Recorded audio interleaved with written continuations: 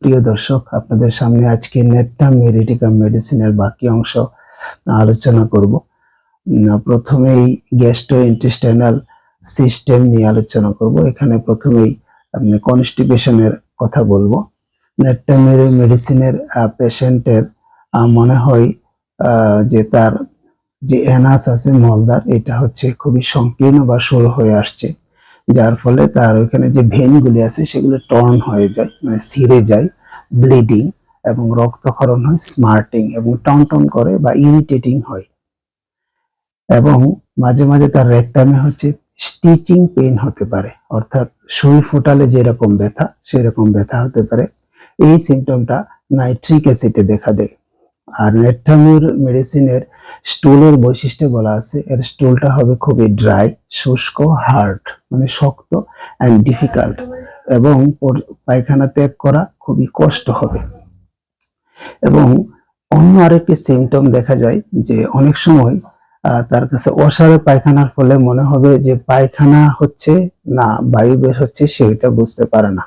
Knows no ফ্লাটাস or faces, এটা কি বায়ু না পায়খানা সেটাই বুঝতে পারে না। ইউরিনারি সিস্টেমে দেখা যায় তার ইউরিনটা হচ্ছে ইনভলান্টারি ইউরিন হয়, হোয়েন কফিং, যখন কাশি দেয়, আর লাফিং, হাসে, অথবা ওয়াকিং, যখন সে হাঁটে। এই সিমটমগুলি কোস্টিকাম এবং পালসিটিলাতে দেখা যায়।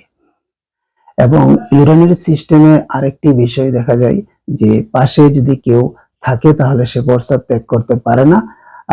আর হচ্ছে কাটিং পেইন হয় আফটার ইউরিনেশন, অর্থাৎ প্রস্রাব ত্যাগ করার পর তার ইউরেথ্রা যে আছে, পেনিস, সেখানে হচ্ছে কাটিং, মনে হয় কেটে ফেলার মতো ব্যথা হয়। এটা হচ্ছে প্রস্রাব ত্যাগ করার পর। এই সিমটমটি সারসাপিরিলাতে দেখা যায়। এখন আমরা আলোচনা করব হচ্ছে mail reproductive system. Mail reproductive সিস্টেমে বলা আছে যে সে হচ্ছে তার বীর্যপাত হয় কখন, যখন হচ্ছে সে কোয়েশন করা শেষ করছে, অর্থাৎ সে মিলন করার পর তার আবার হচ্ছে মিলন করার ইচ্ছা জাগে, ওই সময় তার বীর্যপাত হয়। বা অনেক সময় দেখা যায় যে তার মিলন করা অবস্থায় তার হচ্ছে বীর্যপাত না হয়ে তার পেনিসটা হচ্ছে রিল্যাক্সড, মানে হয়ে গেছে। আবার দেখা যায় এক্সেস সেক্স করার ফলে বা যৌন কার্য করার ফলে তার হচ্ছে স্পাইনাল ইরিটেশন হয়, মেরুদণ্ডে উত্তেজনা হয়, অথবা প্যারালাইসিস হয়। এই সিমটমগুলি দেখা যেতে পারে।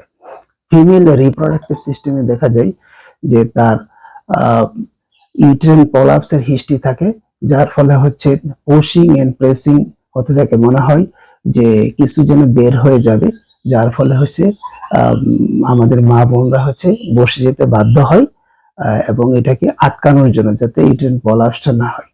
সেম সিমটমটা হচ্ছে লিলিয়াম ট্রিগলিয়াম এবং সিপিয়াতে দেখা যায়।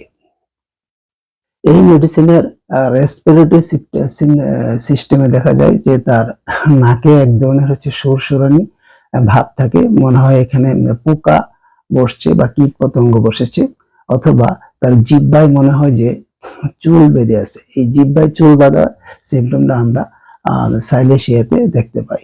কার্ডিওভাস্কুলার সিস্টেমে দেখা যায় যে এই মেডিসিনের যে হার্ট, এটা হচ্ছে বারবার হচ্ছে বুক দরফর করে, যার ফলে এর ফলে সমস্ত বডি কাঁপা শুরু করে।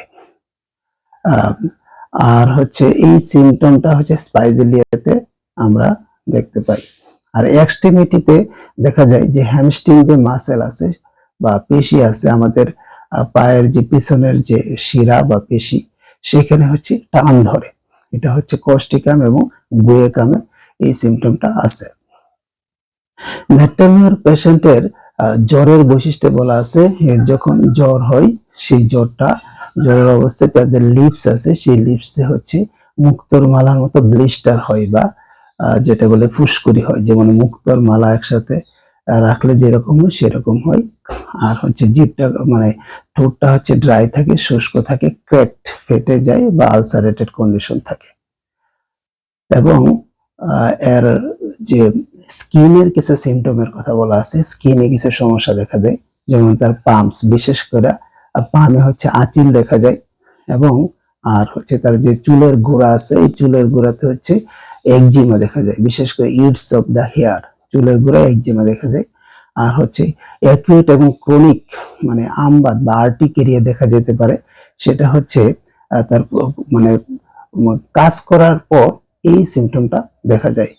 এই সিমটমগুলো হচ্ছে আর্টিকা ইউরেন্স, ক্যালকেরিয়া কার্ভ, হিপারসালফ, এপিসমেল, এগুলিতে আমরা হচ্ছে দেখতে পাই।